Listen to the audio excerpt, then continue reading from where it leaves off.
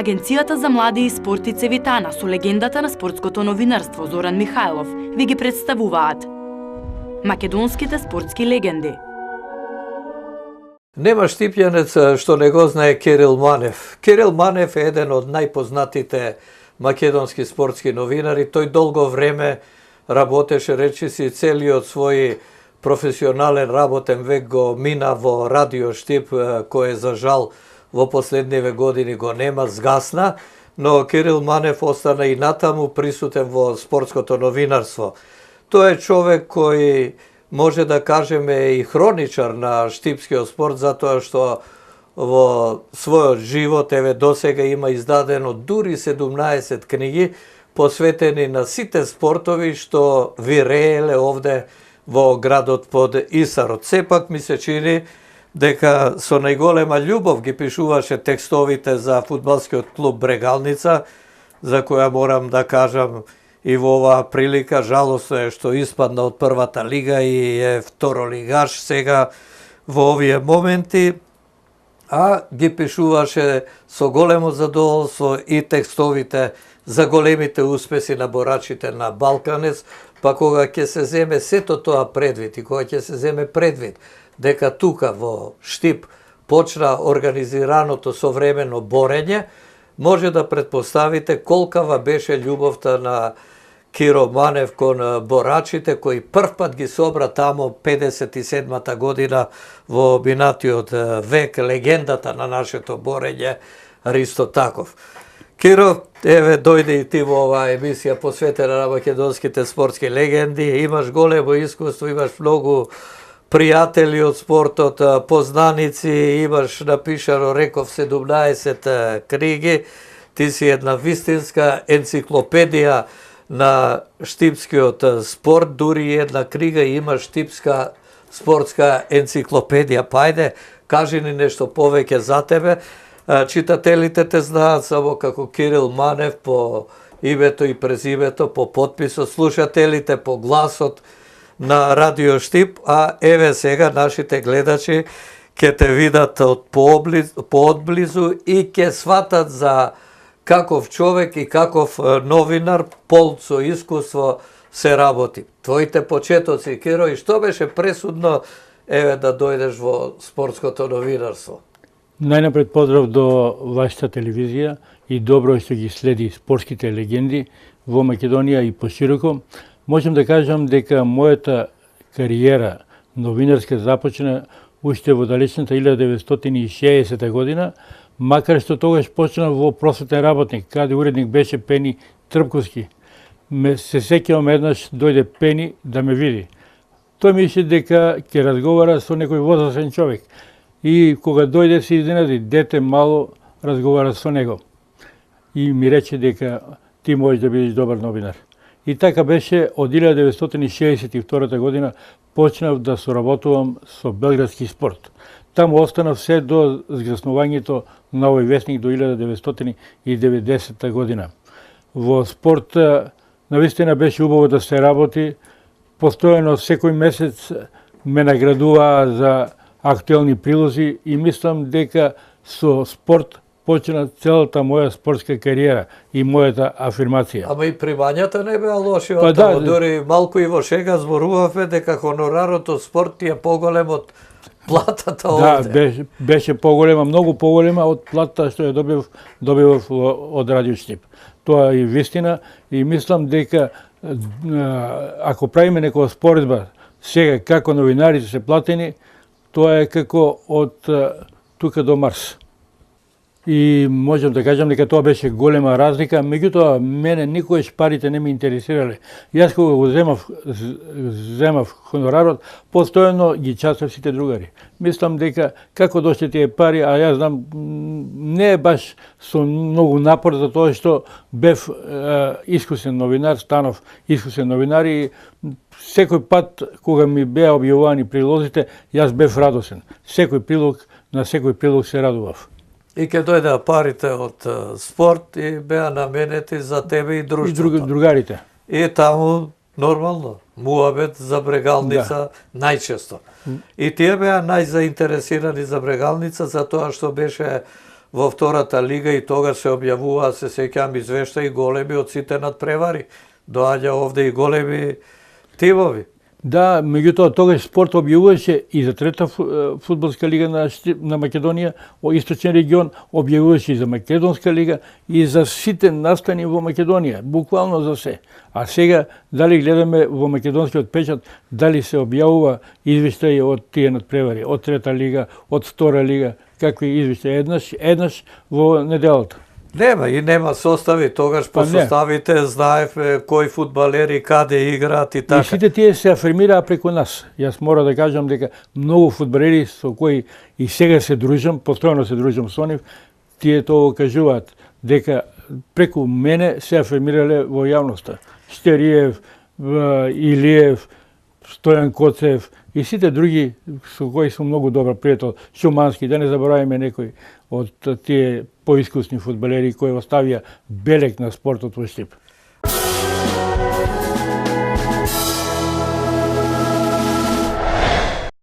Штипјанец и Драгослав Шекуларац, легендата на југословенскиот фудбал порано, па овде кога доаѓа му правите и големи почести како ваш сограѓанин. Па добро, јас многу добро знам кој е Драгослав Шекуларац, бидејќи по некоја линија сме и сватови. Мојата сестра е мажена токму семејството Марковски, од каде произлезе и Драгослав Шекуларац. Тој во Штип доаѓаше 1900, јас што паметам, 1976 година, кога играше мал фудбал во спортскиот центар Джексон. Потоа 1978 година, кога ги донесе во Штип звездите на светскиот фудбал. Еузебио, Сантра, Джаич, Еду, Тешан и така натаму и така Молина и многу други звезди. Потоа сега кога се откри споменикот за Драгослав Шекуларац, Штип му даде локација, меѓутоа целата инвестиција околу изградбата на споменикот на Драгослав Шекуларац во Штип е дело на негов пријател од странство. Мислам дека А не на градот и општината. Не. Значи почит кон Драгослав Шекуларац од неговиот пријател што еве инвестирал за еден таков споменик за генерациите да знаат дека тука е роден еден од најинтересните, би рекол, југословенски фудбалери во најпознати светски фудбалери. И секогаш кога ќе се зборуваше за фудбал, а гледаш дека некој добро барата со тока и види го како шеки. Виртуоз. Ќе знаеве да кажеме и така. Добро, тој играше во корито на Отиње, добро, јас сум бил мал, тоа не сум го видел, ама знам дека таму играше и спомен обележи, тоа е таму некаде до Отиње. Мислам дека Драгослав Шекуларац остави печат на Штип заради тоа што постојано кога даваше изјави кажуваше дека потекнал во Штип и дека мајка му е македонка. И мислам дека ја афирмираше и Македонија со неговите изјави. А тој беше многу популарен. Тогаш што ќе се објавеше за шеки, се читаше во кој да е вестник. Така е. И мислам дека покрај шеки, ако веќе зборуваме за тие познати личности на Штип што оставија траен печат на градот, а се и спортисти биле, и спортски работници, треба да ги истакнеме Жан Митрев, кој беше одличен пинг-понгар, човек кој знаеше и добро да плива и постигнуваше рекорди и во пливањето и во пинг-понгот, најдобар во Македонија, исто така и Сашко Кедев. Сашко Кедев исто така кардиолог. Значи 20 специјалисти за срце, кардиолози. Едно време заедно работеа во Филип II во клиниката. Меѓутоа и Жан Митрев и Сашко Кедев беа лути ривали кога требаше да играат пинг-понг. Беа меѓу најдобрите во Македонија. А на Жан Митрев, таткото Коце беше долги години снимател во македонската телевизија, па и од таму го познавам и така бев пријатно изненаден кога слушав дека Жан е негов син уште во Германија таму кога беше и така. Па заедно работевме и со Коце Митрев кога Павле Ѓорѓиев заменуваше на одмор во македонската телевизија. По моја мислење најдобриот мачи глас, штета што повеќе не е меѓу живите, меѓутоа Коце Митрев навистина работеше многу чесно во македонската радиотелевизија. И треба да се каже дека и Жан Митрев е човекот кој даде илјадници втори животи на сите, не само во Македонија, туку и пошироко, а и на мене ми даде втор живот.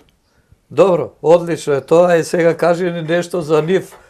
До кај стигнаа со пинг-понгот? Дали учествуваа на некое првенство? Имаш ли таква информација? Дали си ги гледал? Беа републички прваци. Јас знам дека цел ден и до Сабајле играа заедно. И беа лути ривали. Мислам дека Жан Митре малку беше подобар од Сашко Кедев. Сега навиваш за него дека тој ти дал втор живот. Добро, живот. навивам ја и мора да навивам за тоа што навистина во тие ситуации кога беше најтешко, тој ми излезе во пресет. Му се јавив по телефон и одма веднаш ме прими. Макар што тој беше во странство. Добро, ти си штипска легенда, да. Овде реков и на почетокот. Добро, тој сите беше се знаат. многу пати гост на Радио Штип и мислам дека да. И преку разговорите, интервјуата што ги даваше на Радио Штип и доста помогнавме околу неговата афирмација. Сега спортува или не? Имаш информација некоја таква за Жан? Па тој постојано спортува. Конституцијата му е навистина дури мора да има кондиција. Ако да не спортува не може да напор за време операции и така, а Сашко Кедев да не кажуваме, тој се уште активен, се искачи и на Монтеверест. Да. Значи тие се двете вака личности кои си ги следел. Три личности кои оставија траен печат на Штип. Драгосов Шекуларац, Жан Митрев и Сашко Кедев. Одлично е секој град да има такви звезди, би рекол, и да се гордее со нив луѓе кои успеале во животот.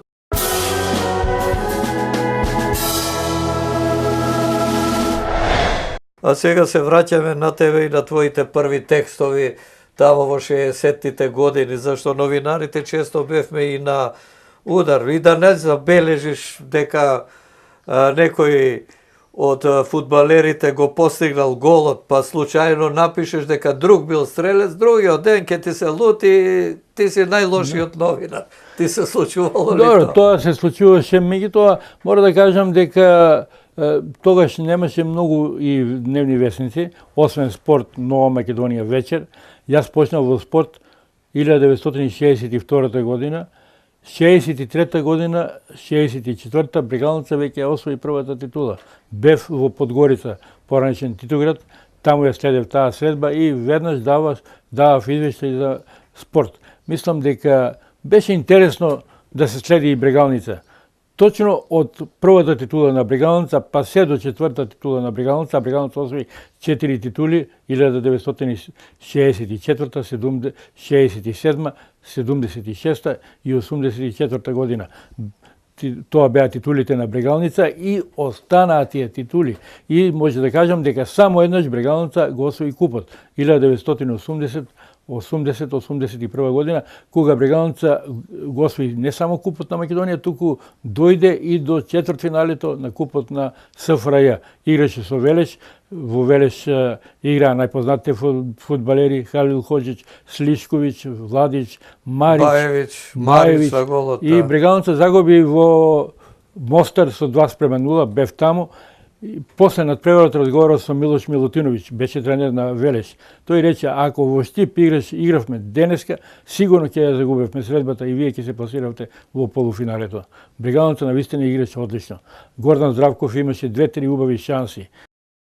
Одлично ја започна акцијата Горан Здравков. Во меѓувреме гостите ја отвори играта и се почесто ги гледаме пред 16-тникот на Брегалница, иако досега нема некоја посериозна шанса за гол. Наспроти тоа Брегалница ги користи сите пукнатини во одбраната на гостите и со контранапади го загрозува голот на гостите.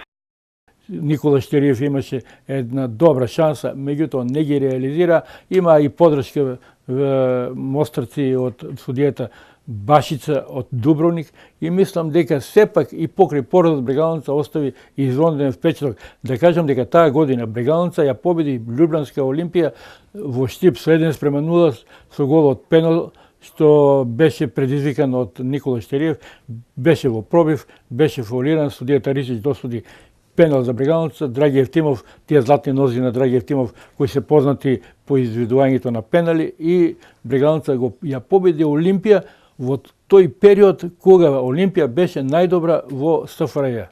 Водеше на табелата без пораз во првата фудбалска лига на Југославија. Тоа било инспирација за штипските фудбалери. Кој беа тогаш во Брегалница, осем овие што ги спомена? Дали може да се подсетиш? Беше голман Драги Димитровски, за жал и тој е починат од Битолчанец. Битолчанец дојде.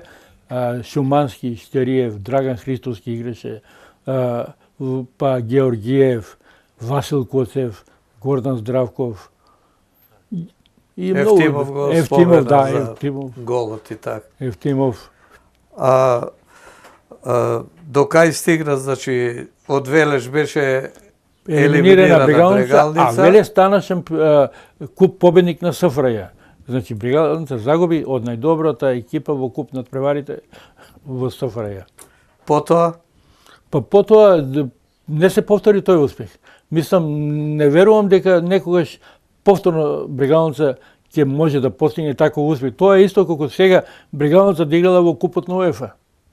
И заради тоа јас пишувам во последната книга посветена на Ѓорги Стојков, инаку голман на Брегалница, ќе биде одбележена годишнината од неговата смрт за 10 дена. И таму пишувам дека за тие фудбалери и сите оние кои оставиле траен печат во Штип, кои учествувале на европски, светски правенства, треба нешто да се Штип да им се одолжи. Досега со ништо не им се одолжи. Еве само да споменам, Зоран Шоров досега не е добил 19 декемвриска награда, а 3 пати е учесник на Олимписките игри. Еднаш е освојувач на медал на европско правенство. 2 пати на европско. 2 пати, да, сребрен медал еднаш и еднаш бронзен медал во Велико Трново и Штутгарт. Штутгарт, да. 2001 и 1987 година.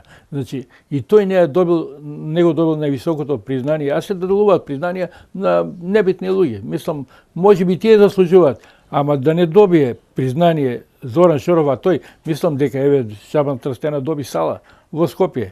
Се вика Шабан Трстена. Зошто Зоран Шоров да не добие спортска сала во Штип, улица? Зошто да не добие и некои други, мислам, со неговото име почнува борењето. Она што го има постигнато на меѓународна сцена, излегува дека е тој најуспешниот нема признание, спортист на Штип. Така, без конкуренција заслужен спортист за Штип, и мора да кажам дека Штип има голема традиција со спортот, односно со борачите. Тројца олимпици имаме дадено Штип. Симеон Шутев 1968 година во Мексико учествуваше. Тој беше прв со Борче Димовски. Со Борче Димовски, да, Воопшто во поединечни спортови први македонци на Олимпијата. И го освои тогаш 4-то место на Европа. Знам дека Милан Ерцеген му рече: ти мали сега ќе учествуваш на Олимпијата. И може да кажам дека Симеон Шутев постојано потсетуваше на приемот кај Јосип Броз Тито и табекерата што му ја доделил тој. Мислам дека Симеон Шутев остави траен печат на спортот во Штип. Киро Ристов исто така беше учесник на 2 олимпијади. Ама така некако нечујно замина од животната сцена. Па нечујно замина, па доста проблеми имаше човекот, меѓутоа заборавија на него. Киро Ристов на 2 олимпијади, 76-80 година во Москва, и јас бев на таа олимпијада, ја го следев. Таму беше Шабан Сејдиев, освои бронзен медал на таа олимпијада. Мислам, тројца олимпици покрај Скопје, не верувам дека друг град има дадено толку олимпици. Меѓутоа, штета во самостојна и независна Македонија, веќе немаме такви резултати. Брегалница нема освоено ни на титула во самостојно и независна Македонија. Да, беше фудбалски бренд на времето, кој ќе се споменеше и во поранешните простори на Југославија, знаеја практично идентификација преку неа и за Штип. Беше треба да кажеме дека Брегалница никогаш не имала проблеми со финансирањето, посебно во независна и самостојна Македонија, бидејќи постојано се финансира. Меѓутоа, моје мислење е дека во Брегалница доаѓаат погрешни луѓе на тие места што треба да ги заземат оние асови кои порано беа во фудбалот. Меѓутоа, тие се исфрлени од фудбалот. А кога доаѓаат луѓе кои никогаш не го намерисале зелениот терен, и нема резултати да има. Зошто толкова желба да дојдат, а ништо да не направат? Па се зависи од првиот човек на градот, од градоначалникот.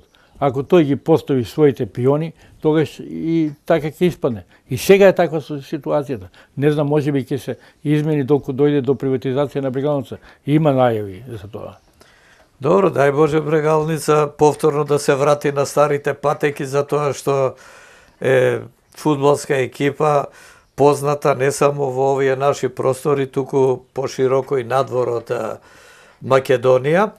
Значи, за Брегалница, отприлика, тоа го кажавме, најголемиот успех, тој надпревар во купот, елиминацијата на Олимпија и поразот после од Велеш, и тоа Велеш со оние фудбалери кои беа стандардни репрезентативци на поранешна Југославија, направија и голема меѓународна кариера подоцна, па еве го Баевич и ден денеска е во Грција признат, познат тренер.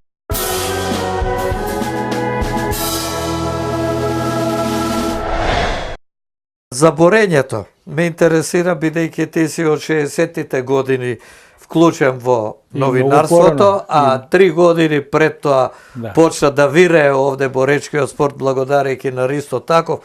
Како изгледаше тој период? Ајде, подсети се, зашто е многу интересно да кажеме за тие почетоци на нашиот најтрофеен спорт, кои беа токму овде во градот под Исарот. Јас се сеќавам, бидејќи Ристо Таков беше мој учител по ликовно воспитување во основното училиште. И тој доаѓаше во нашето оделение и бараше по 10 ученици кои сака да занимаваат со еден убав спорт. И јас дигнав рака и мене ме прифати. И имаше навистина талентирани борачи. Тоа е 57 година во основното училиште Димитар Влахов и навистина работевме многу. Постигнувавме резултати. Меѓутоа во екипата во најниската категорија каде јас бев, имаше едно момче, Трајан Петров, работеше во Мебел, малку и тој почина пред време. Само тогаш се доделуваа 3 тушеви, доколку 3 тушева има, тогаш се прекинува борбата. Само тој не можеше мене да ме солода со 3 туши. Сите други ги солодуваше.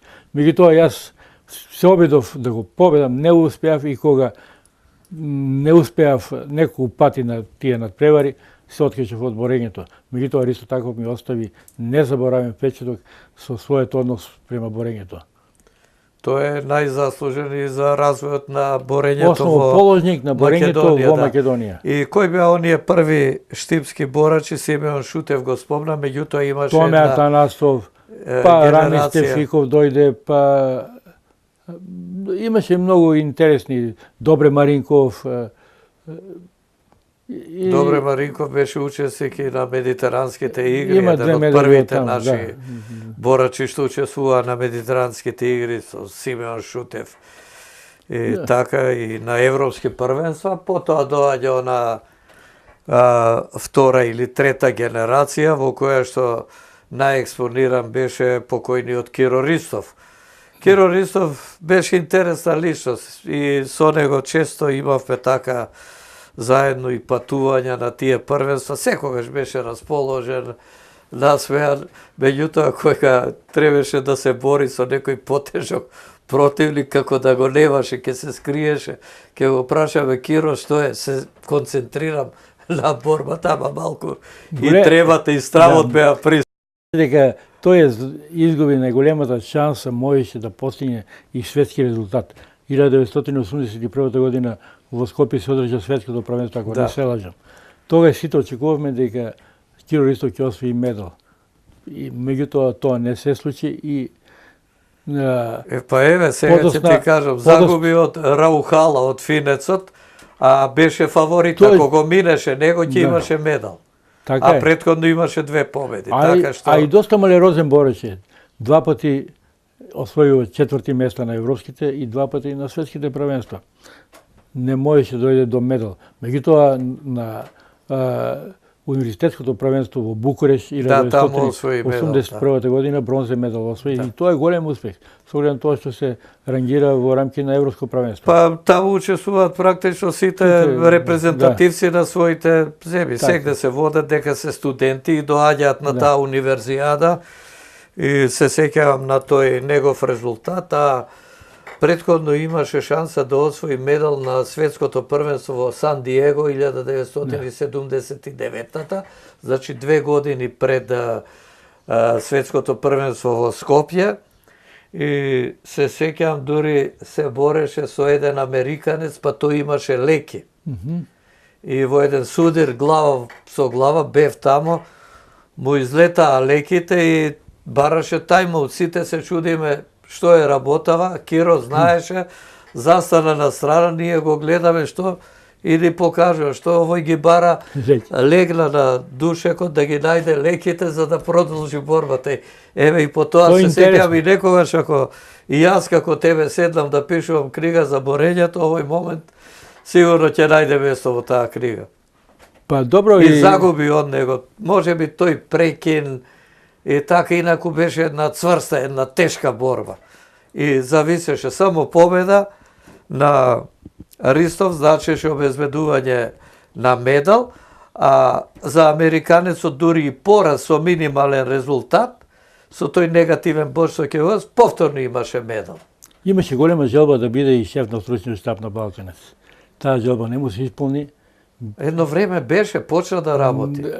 Меѓутоа тој беше тренер во Балканец, меѓутоа шеф на стручниот штаб никогаш не беше.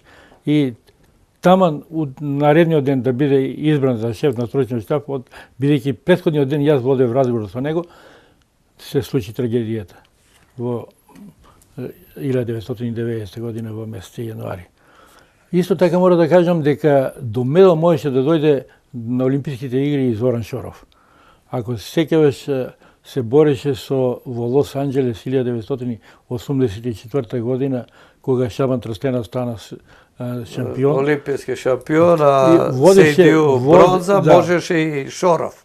Имаше шанса, водеше против американецот Девид со 1-2 поена разлика и во последните секунди ја загуби борбата. Тоа е шесто. И на крајот беше шести. Да, и тоа е голем резултат. Голем резултат, така е. Денеска не можеме ни да помислиме на олимписка норма, а камоли на пласман меѓу први 10 на Олимпијадата. Веќе борењето стагнира, мора да кажеме, не можем да даваме коментари зошто е тоа така, меѓутоа на последниот македонски бисер да учествува само еден штипјанец и тоа во епизодна улога, навистина е чудно, скандалозно. Не воопшто и со другите борачи од другите градови. Од другите градови. Прв пат се случува, ми се чини, ова беше 41-ви бисер, а да немаме ни едно прво место во некоја категорија. Ај да немаме освојувач. На бисерот се случувало, ќе дојдат шампиони олимписки, меѓутоа да се нема победа во ниедна категорија, тоа е рамно на катастрофа. Значи, ситуацијата во боречкиот спорт е критична, би рекол. Повеќе има сликање отколку борење. За парада, царови сите сме, треба да се сликаме тогаш сите, цел град ќе се забележувам на Facebook. Еве, пример ќе ти кажам, гледав овде книга што имаш за борачите, за шампионите, па последните медали ги освоија на медитеранските игри во Мерсин. Вие бевте тамо. Да, Богданов беше втор и овде кој дојдоа како херои. Меѓутоа, кој се траеше тоа? Градоначалникот, граѓаните, радост и се заборави и Балканец почна да тоне и сега остана само со пионерчина и младенци, сениорска екипа, нема. Причина за тоа. Не сакам да го коментирам тоа, со оглед на тоа што навистина сега во клубот дојдоа нови луѓе, ама чекаме резултати. Мора да има резултати, а Штип има голема традиција со борењето. Штип, за разлика од другите градови, не е тешко да ги привлече децата. Тие го сакаат борењето, доаѓаат. Не треба нешто посебно за да се анимираат. Проблемот кај борачите, јас малку и психолошки ги гледам работите, сите мислат дека се најдобри, сите мислат дека се Зоран Шоров, Сейдиу, Трстена, сите замислуваат дека тие големи шампиони. А впрочем, никој не е постигнал такви резултати. Но тоа е тоа, завис, љубомора, и тоа е присутно кај борачите. И кај други спортисти има во другите спортови, ама во борењето тоа е Голема штета е според мене што Митров и Богданов во последниве 10 на 15 години, кога беа веќе прекалени и борачи, не стигна до некој медал од сениорските првенства. А освојува медали од Како европските младици првенства. освојува и кадети, И втори и трети места на европските Да. првенства, но како сениори Не. успеа да стигнат до еден таков резултат и еден таков подвиг.